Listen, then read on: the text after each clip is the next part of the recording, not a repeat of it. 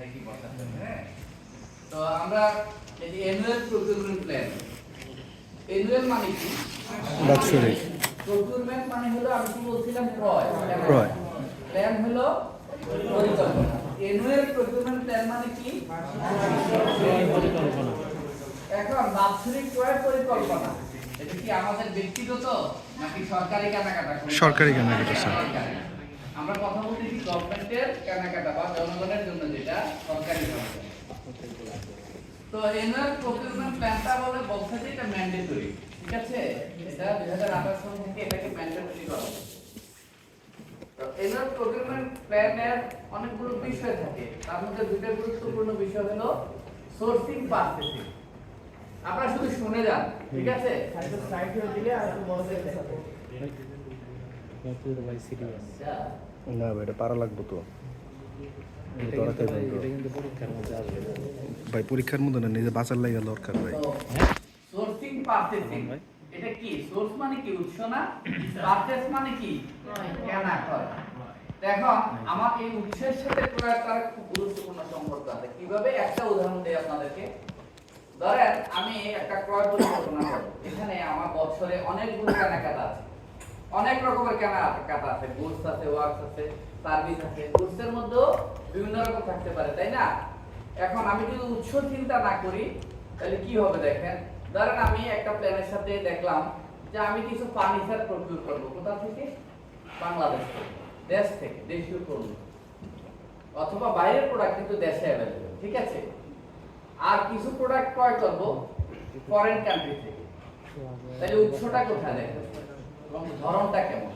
তাহলে আমি ক্রয় পরিকল্পনা সাজানোর সময় আমি যদি দুইটারই ক্রয় পরিকল্পনা একরকম সাপ্লাইয়ের সময় দিই, একরকম সম্পাদিত বা কমপ্লিশন টাইম দিই, তাহলে কি হবে? কি বিপদ হবে? ধরেন আপনি লিফট প্রকিউর করবেন, মিস্টার লিফট প্রকিউর করবে আমি কোথা থেকে? ইউরোপ কান্ট্রি থেকে। তাইলে ওটার জন্য কি লাগবে? শিপমেন্ট লাগবে, লেভি লাগবে, মেজার লাগবে, ট্রেকিং লাগবে, ওখানে ইন্টারন্যাশনাল লেভি লাগবে, ইন্টারন্যাশনাল রুলস রেগুলেশন আমাকে মানতে হবে।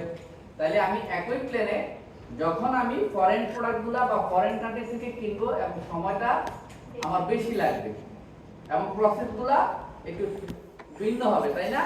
তো আমার চিন্তা করতে হবে প্রকিউরমেন্টটা আমি করবো, কয়টা দিয়ে করবো, আমার উৎসটা কোথায়। উৎস চিন্তা করলেই বোঝা যাবে যে এই উৎস থেকে আমি প্রকিউরমেন্ট বা ক্রয় করতে গেলে আমার কি করতে হবে, সময় কেমন লাগবে, প্রসেসটা কেমন হবে, কেমন মানে ম্যানেজমেন্ট হবে, লিগ্যাল জুরিডিকশনটা কেমন হবে, এই বিষয়গুলো। আমি যেহেতু সময় কম অল্প কথা বলতেছি, তাহলে উৎসটা চিন্তা করবেন। কিছুদিন আগে এক জায়গায় আমি তদন্ত কমিটিতে গিয়ে দেখলাম এরকম ঘটনা বাধাই হচ্ছে। ওই যে 30 জুনে কাজ শেষ করতে হয়, দেখা গেছে আপনি কিছু তারা প্রকিউরমেন্ট করবে photostat machine, photocopier machine. Photocopier machine তো বাংলাদেশে অ্যাভেলেবল আছে। তো এটার সাথে তারা দিয়ে রাখছে এমআরআই এক্স-রে মেশিন এবং লিখে রাখছে যে জাপান, ওই অরিজিনাল মাল হচ্ছে এগুলো। তো কন্ট্রাক্টর তো জুনের পরে আর দিতে পারতেছে না, কন্ট্রাক্টর বলতেছে মিনিমাম 3 মাস সময় লাগবে। কিন্তু আপনি প্ল্যানে সময় দিলেন জুন পর্যন্ত, কাজ যাদের চুক্তিতে সময় দিলেন কম। তার মানে এটা কি হয়েছে? ভুলটা হয়েছে কোথায়? যে আমি উৎস চিন্তা করিনি। আমি যদি উৎস চিন্তা করতাম যে এটা ওখান থেকে আসবে, তাহলে ওখানে আমার সময় বেশি লাগবে। অনেকগুলো বিষয় চিন্তা করে উৎসটার সাথে মিলিয়ে আমি এটা অ্যাডজাস্ট করতাম, তাই না? তাহলে সোর্সটা হলো আমার গুরুত্বপূর্ণ বিষয়। তারপরে এইসব বিষয় আপনারা পারবেন কিভাবে প্ল্যান লিখতে হয়। প্ল্যান লিখতে হলে তো আমি জানি যে কোনো একটা প্ল্যান লিখতে হলে আমাদের অনেকগুলো বিষয় রাখতে হয়। এই যে প্রসেসটা কি হবে, প্রকিউরমেন্ট প্রসেসটা কি হবে, কি লিমিটেশন আছে, জুরিডিকশন কি আছে, অথেন্টিক্যালিটি আছে কিনা, অথবা আমি একটা কেনাকাটা করব এটা প্রয়োজনীয়তা আছে কিনা, নির্বেদ কি, তারপরে ব্যান্ডের ম্যানেজমেন্টটা প্রসেসটা কি হবে, টেকনিকটা কি হবে, তারপরে পেমেন্ট মেথডটা কি হবে, এই বিষয়গুলো আপনারা বুঝবেন। অর্থাৎ একটা ক্রয় পরিকল্পনা বা এপিপি লিখতে হলে আমি কি কি মাথায় রেখে করব। যদিও এটা আমাদের গভর্নমেন্টের প্রকিউরমেন্ট প্ল্যানের আলাদা ফরম্যাট আছে, তারপরও আমাদেরকে এই প্ল্যান করতে গেলে এই বিষয়গুলো মাথায় রাখতে হবে। এখন বেনিফিটটা কি? প্রকিউরমেন্ট প্ল্যানের বেনিফিটটা কি? ধরেন আমরা যে পারিবারিক জীবন বা অফিস লাইফ বা সামাজিক লাইফ করি, বিশেষত ফ্যামিলি লাইফ, আমরা কি করি যে আমার মেডিসিন কস্ট কি হবে, বার্ষিক বাজার, কাঁচা বাজারটা কি হবে, মুদি বাজারটা কি হবে, তারপরে আমার যদি ট্রাভেল থাকে ট্রাভেল কখন কি করব, এই বিষয়গুলো মাথায় রেখে আমার যা বাজেট, যত টাকা ইনকাম করি আমি এটার উপরে একটা মাসে একটা আনুমানিক চিন্তা করি, তাই না? এই যে চিন্তাটা করা, এই যে আগে থেকে আমি পরে কি করব, এই চিন্তাটার নামই তো প্ল্যান, নাকি? এখন সরকারি কেনাকাটার ক্ষেত্রেও তো আমাকে এটা করতে হবে। আর পারিবারিক একটু বিচ্ছুতি ঘটলে বা উল্টাপাল্টা হলে চলে, কিন্তু এটা না মানলে কি হবে? শাস্তির বিধান আছে। আমি প্রথমে বলেছিলাম যে এটা ম্যান্ডেটরি, ঠিক আছে? এই কথাটা মনে রাখবেন। তো মেরি বেনিফিট গুলো কি কি, উল্টোটা চিন্তা করবেন যে না করলে কি হইব। কারণ আমি যদি কেনাকাটা ঠিকমতো আমি প্ল্যানটা করি, প্ল্যানটা করলে কি হবে? এটা ট্রান্সপারেন্সি, প্রথম হলো আমার ট্রান্সপারেন্সিটা এনশিওর করবে। তারপরে কি হবে? কোয়ালিটি এনশিওর করবে। কি হবে? কোয়ালিটি, গুণগত মান। আর যদি না করে কি হবে? উল্টা। সবসময় চিন্তা করবেন যে আমি না করলে যা হইতো তার উল্টাটা হলো বেনিফিট। তা আমি যদি প্ল্যান না করি, ভেন্ডরের সাথে সমস্যা হবে, যারা সুবিধাভোগী, যারা এটা বেনিফিশিয়ারি, তারা ঠিকমতো পাবে না। তারপরে কি হবে? আর্থিক, গভর্নমেন্টের আর্থিক ক্ষতি হবে, তাই না? আপনি এটা মুখস্থ করার দরকার নেই। জাস্ট আমি একটা প্ল্যান, প্রয়োগ পরিকল্পনা সরকারের, ওটা যদি আমি না করি, প্রথমত হলো আমার শাস্তির বিধান আছে, যেহেতু আমি আইন অমান্য করার কারণে আমার সার্ভিস বা অন্য ক্ষতি হবে। সোজা কথা, আমি আইন না মানার কারণ। আরেকটা হলো যে এটা কি করবে? আমার ট্রান্সপারেন্সিটা নিশ্চিত করবে, তারপরে কোয়ালিটিটা এনশিওর করবে, তারপরে কোয়ান্টিটি এনশিওর করবে।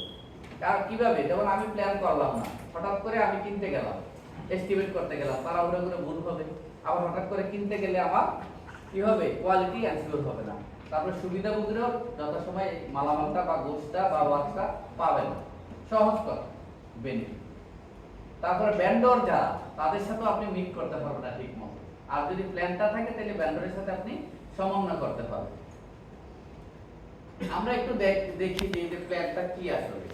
এই ক্রয় পরিকল্পনার ফরম্যাটটা হলো এইটা, ঠিক আছে?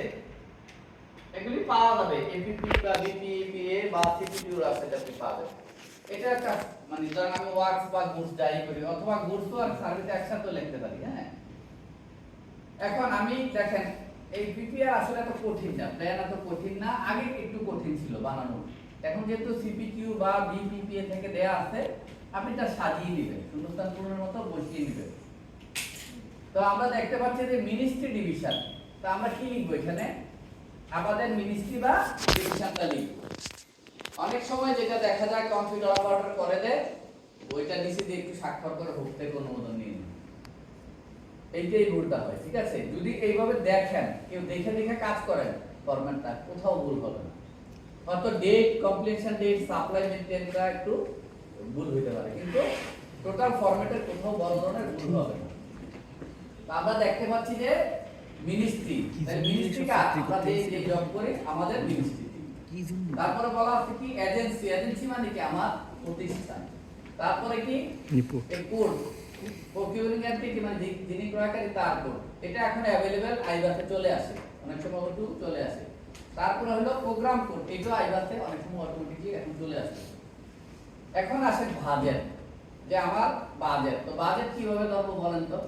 আমি জুলাইতে প্ল্যান করব, আমাকে সরকার বরাদ্দ দেন, এটা বলা হচ্ছে পূর্বের বছরের যত টাকা বরাদ্দ ছিল তার থেকে ম্যাক্সিমাম 15% প্লাস করে যত টাকা হয় ওইটাই আপনার বাজেট। সেটা বিবেচনা করে আপনি ক্রয় পরিকল্পনা করবেন। ক্লিয়ার? এটা মাথায় রাখবেন। আবার ক্রয় পরিকল্পনা করা মানে এই নয় যে আমি সব টাকা খরচ করব, সবগুলো টেন্ডার দিব অথবা ওটিএম করব, অথবা ক্রয় পরিকল্পনা সবগুলোই বাস্তবায়ন হবে, ঠিক আছে? এটা আমার বাস্তবায়ন হবে, ধরে নেবেন যে আমি 75 বা 80% বাস্তবায়নের জন্য আমি প্রক্রিয়া নিব, কিন্তু প্ল্যান করব পুরোটাই। এখন কি কি আছে দেখেন, এখানে অনেকগুলো বিষয় আছে, প্যাকেজ নাম, এই যে বিষয়গুলো ডব্লিউডব্লিউ, এগুলি এই বিষয়গুলো কি, এই বিষয়গুলো দেখে দেখে আপনাকে বসাইতে হবে। যেমন মুখস্থ দরকার নেই, আপনি শুনেন শুধু। আমি যদি একটা প্ল্যান করি, আমি আমার সামনে এই ধরনের টেবিলটা আছে, ফার্নিচারটা, এটা ক্রয় করব। প্ল্যানের একটা কম্পোনেন্ট বা প্যাকেজ হলো আমার ফার্নিচার, ঠিক আছে? আমরা প্যাকেজ বুঝি তো, প্যাকেজ মানে কি? যে আমরা যত গুডস কিনবো প্রত্যেকটা ভিন্ন ভিন্ন আইটেমগুলো যখন একসাথে হবে, এটা একই ধরনের হলে এটাকে একটা প্যাকেজ বলি, তাই না? যেমন গুডসের ফার্নিচার একটা আইটেম, এটা পুরো একটা ফার্নিচারটা মিলিয়ে একটা প্যাকেজ, ঠিক আছে? তো এরকম ভাবে প্যাকেজ করব। প্যাকেজটা কি করব? এই যে এখানে বলা হয়েছে প্যাকেজের একটা ঘর লাগে, বাকিটা আমি পরে বলতেছি। তারপরে ডেসক্রিপশন লাগবে, ধরেন আমি এই যে ফার্নিচারটা প্রকিউর করব, এটা একটা বর্ণনা লাগবে না? এটা কি ফার্নিচার? এটা কি এই টেবিল অফিস ফার্নিচার, নাকি টেবিল চেয়ার অথবা স্টিল ফার্নিচার, নাকি অন্য কিছু? এটা লাগবে না? যেমন আমি যদি টেবিল প্রকিউর করি বা যদি বলি যে অফিস ফার্নিচার, তাহলে লিখবো কি আমরা পারচেজ বা সাপ্লাই অফ অফিস ফার্নিচার। আর আমার যখন টেন্ডার ডকুমেন্ট বিক্রি হবে তখন এখানে আলাদা আলাদা একদম স্পেসিফিক করা থাকে।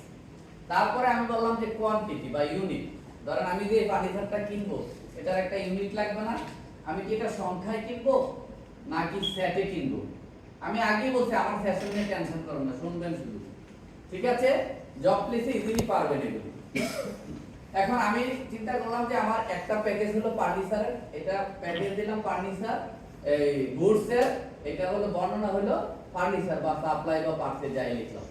তারপরে ইউনিট আসবে, আর একক আসবে না, ইউনিটটা পার সেট হতে পারে, পিস হতে পারে।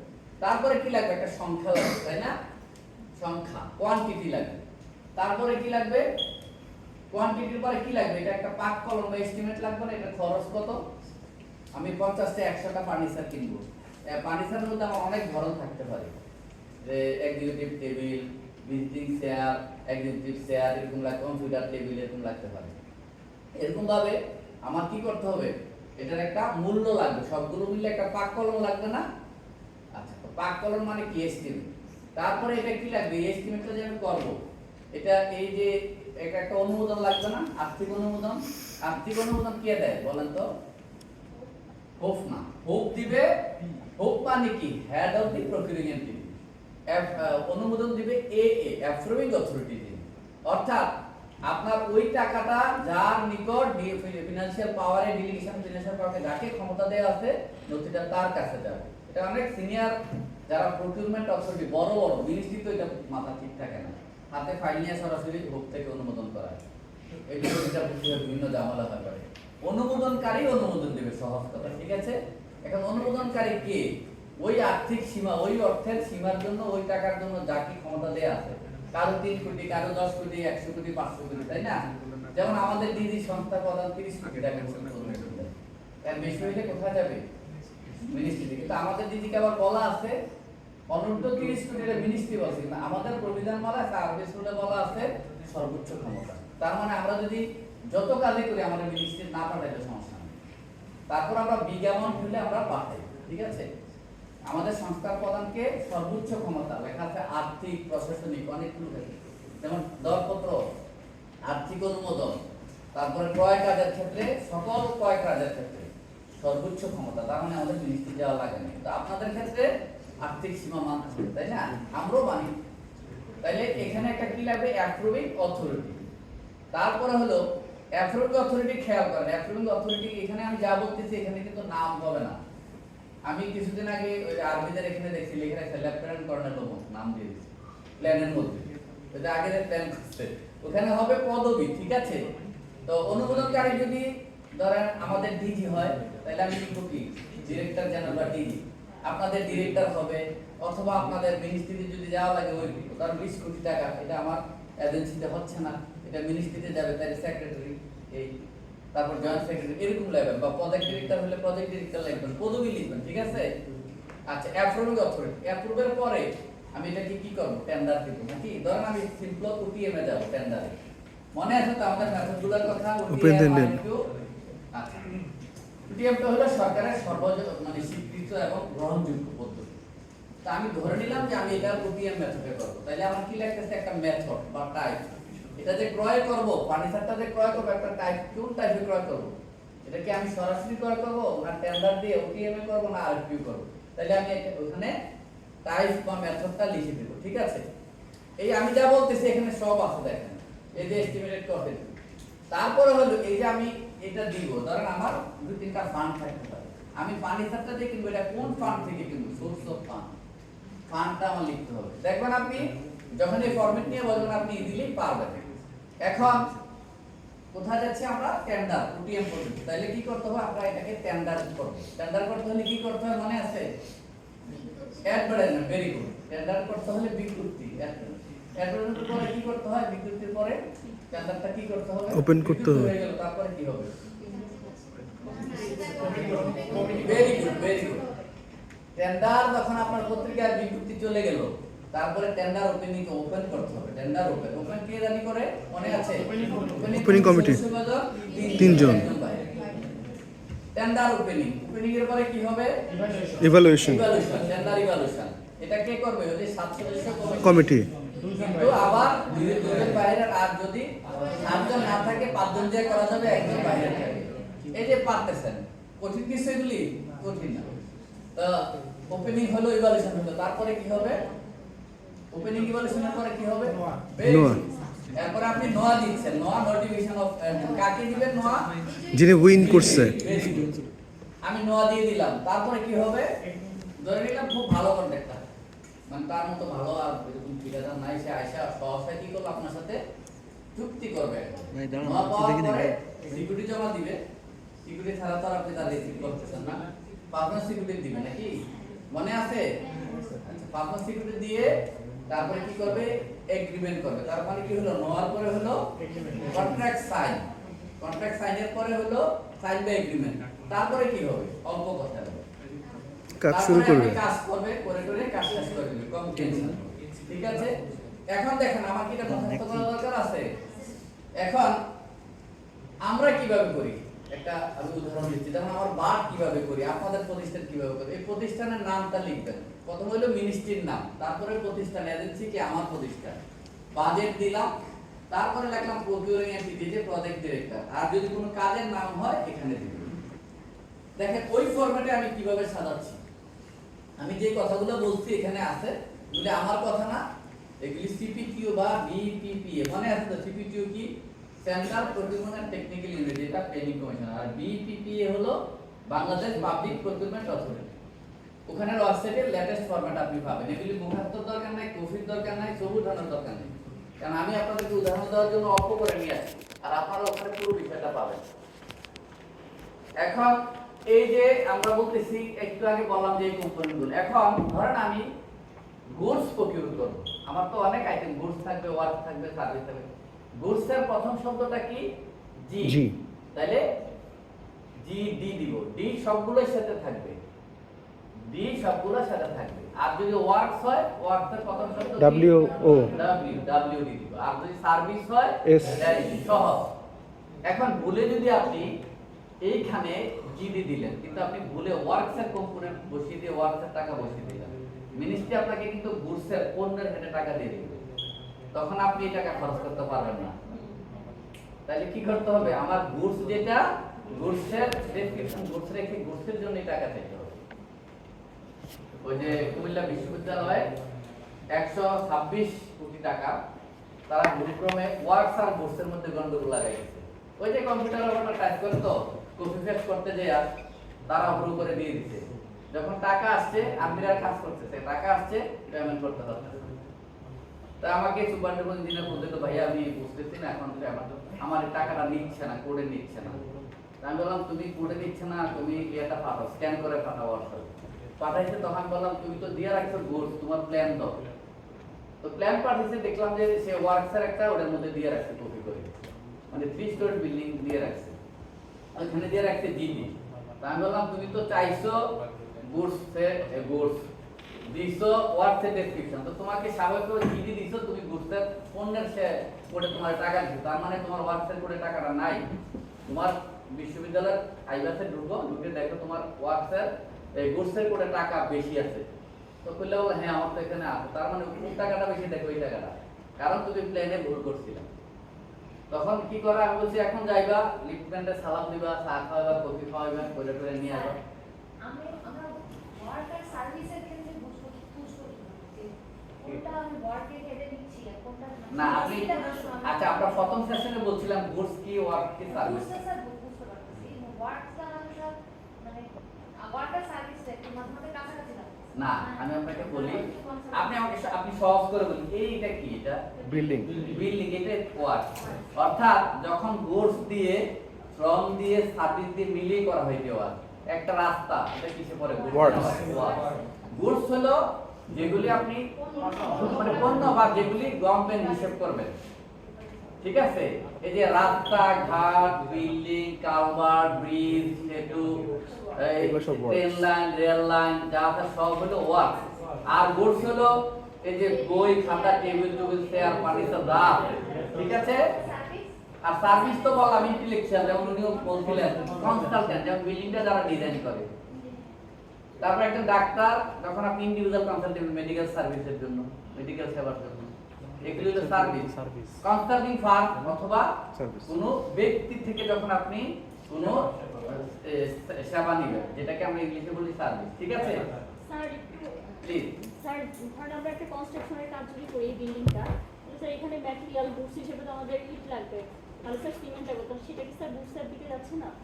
আপনি যদি বিল্ডিং কনস্ট্রাকশনের জন্য টেন্ডার দেন, আপনি বলে দিচ্ছেন যে ব্রিক ওয়ার্ক, ব্রিক্সের একটা আইটেম থাকবে, ঠিকাদার ইট, বালি, সিমেন্ট দিয়ে আপনাকে গাঁথনি করে দেবে, এটা ওয়ার্ক।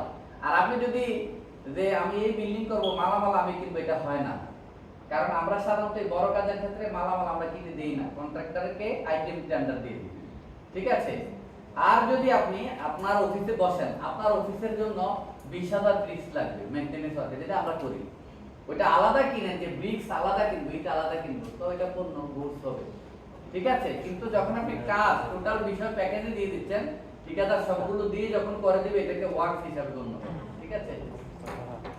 এখন আপনি যেটা বললেন যে আমি রাস্তা করবো, রাস্তার মধ্যে স্টোন লাগে, স্টোনের মধ্যে স্টোন সিট কয়েক রকমের লাগে, ভিটামিন লাগে, তো এগুলি তো পণ্য, তাইলে এটা ওয়ার্ক হলো কেন? এটা পণ্য হলো আপনি তাকে দিচ্ছেন এই পণ্যগুলো দিয়ে, যেটা আমি বললাম শ্রমিক, মালামাল, সেবা সব দিয়ে যখন কিছু হবে, এটাকে বলবেন কাজ। আর যখন ইন্ডিভিজুয়াল থাকবে যে আমার এই পণ্যটা এই কাজের জন্য ইউজ করবে, এবং স্টক মুক্ত সব কথা, সেগুলিকে আমরা বলবো গুডস, ঠিক আছে? আচ্ছা, তারপরে আমরা যে বিষয়টা বলতেছিলাম যে আমরা খেয়াল রাখবো যে গুডসের যেটা যেন ওয়ার্কসের মধ্যে চলে না যায়, বা ওয়ার্কসেরটা গুডসে না যায়, গেলে বড় ধরনের বিপদ হবে। তখন দেখবেন ওই যে বললাম না, মিনিস্ট্রি যাবেন, চার দাম হয়ে যাবে 500 টাকা, 10 টাকা দিলে বলবো না চা তো এগুলো হয় না, 4 পয়সা চাইবো, ঘুরবেন, কষ্ট করবেন, ভীষণ ঝামেলা, লেখালেখি করে আবার প্ল্যান পুনরায় রিভিউ করা, ভীষণ ঝামেলা এগুলো। হ্যাঁ, তা আমরা আপনাদেরকে বলতে বলা হয়েছে এই বিষয়গুলো, তার মানে মুখস্থ না, জাস্ট এই বিষয়গুলো জেনে যাও। আর এই প্রফেশনাল ট্রেনিং এ মনে রাখবেন, মুখস্থ করবেন না, পরীক্ষার জন্য মুখস্থ দরকার নেই, ঠিক আছে? খাতা সাদা না থাকে, আপনি যেটা বলছিল যে খাতার মধ্যে খাতাটা সাদা না থাকে, আপনারা যারা আছেন এখানে এনাফ পেয়েছে, এখানে কি স্টুডেন্ট আপনারা, তাইলে আমি কেন এগুলি মুখস্থ করতে যাব? আমি কেন পিপিআর মুখস্থ করতে যাব? আমার যখন কমিটি গঠনের দরকার হবে, আমি পিপিআর সূচি দেখলে তো বাস্তবে কমিটি গঠন, আমি কমিটি গঠনটা দেখে করে ফেলব। তখন আপনাকে নিয়মটা জানার জন্য, মানার জন্য, বোঝার জন্য এই কথাগুলো শুনতে হবে, ঠিক আছে? পরীক্ষার জন্য করার দরকার নাই, তারপরে ওই যে গোল্ডেন কি বলে আমার দ্বিতীয় হওয়ার জন্য দরকার নেই। জাপান, হ্যাঁ জাপান। এরপর হলো ওয়ার্কসের যেটা বললাম ডব্লিউডি, তার মানে এই বিষয়গুলা বোঝা যাচ্ছে, দেখি কঠিন না স্যার। এখন আমরা আসবো এই যে কথাগুলো আমার না, পিপিআর এর বই থেকে আপনাদেরকে কপি করে দেখাচ্ছি। এই যে প্ল্যানটা হলো পিপিআর এর 15-16 পিপিআর না ছবি তুলবো না আমি। বাংলা একটা বই আছে 16 দ্বারা আপনি যখন কয় পরিকল্পনা করবেন বা পদ্ধতি নির্বাচন করবেন, এখানে এই কথাগুলো লেখা আছে। এই 15 ধারা কি কি আছে, আপনি যে ক্রয় করবেন এটার ধরনটা কি, কোন ধরনের গুডস বা বস্তু করবেন, তারপর এটার প্রাপ্যতা কেমন, প্রাক্কলিত ব্যয় কেমন হবে, তারপরে হলো পণ্যের মূল্যটা কি হবে, তারপর যারা সাপ্লাই দিবে তাদের সামর্থ্য আছে কিনা, আবার ক্রয়ের এই যে বলা আছে জরুরি প্রয়োজনীয়তা আছে কিনা, প্রত্যাশিত প্রতিযোগিতা হবে কিনা, ঠিক আছে? আপনি যেন ক্লিয়ার থাকে বিষয়গুলো, এইসব বিষয়গুলো চিন্তা করে এই পিপিআর এর 15 ধারা মোতাবেক এই বিষয়গুলো মাথায় রেখে, তারপরে হচ্ছে ঝুঁকি আছে কিনা। এই যে আমরা দেখলাম একটা গুডস টেন্ডার দিয়ে দিলাম কিনার জন্য, দেখা গেল এটা প্রাপ্যতাই নাই, অথবা এটা সাপ্লাই দিতে গেলে রিস্ক আছে, কেমন রিস্ক, এটা শিপমেন্টে আসবে না, অথবা টেন্ডার বাজারে সমস্যা আছে, বুঝলেন তো? আমার দাদি বলতো যে উকিল, পুলিশ, আর একটা হলো ঠিকাদারদের থেকে দূরে থাকতে, আর স্বর্ণকার স্যার, স্বর্ণকার যাকে আপনি বুঝলেন, কিন্তু উকিল, পুলিশ, ঠিকাদার এটাকে কেন বলা হয়েছে? তো দাদি বললো যে কেন বলছি, কারণ উকিল সারাদিন কথা বলবে, সবসময় ভালো সম্পর্ক থাকবে, শেষের দিকে তোর সাথে এমন সমস্যা করবে তুই বুঝতে পারবি না। ঠিকাদার খুব সুন্দর কথা করবে কাজের সময়, কাজের আগে পরে। যখন আপনি তাকে কোয়ালিটি মেনটেন করতে যাবেন, তার কোয়ান্টিটি ঠিক রাখতে যাবেন, তখন আপনি যত ভালো মানুষ হন, কিছু কিছু ঠিকাদার আপনার বদনাম করবে, তবে কিছু না অনেকই সবাই ক্ষতি করবে। আর ঠিকাদারের কোনোদিন লাভ হয় না, লস। ঠিক আছে। আর পুলিশ কি, আল্লাহ মাফ করুক, এটা একটা পেশা, আমি রেসপেক্ট করে বলতেছি। আমার মেয়ে আমার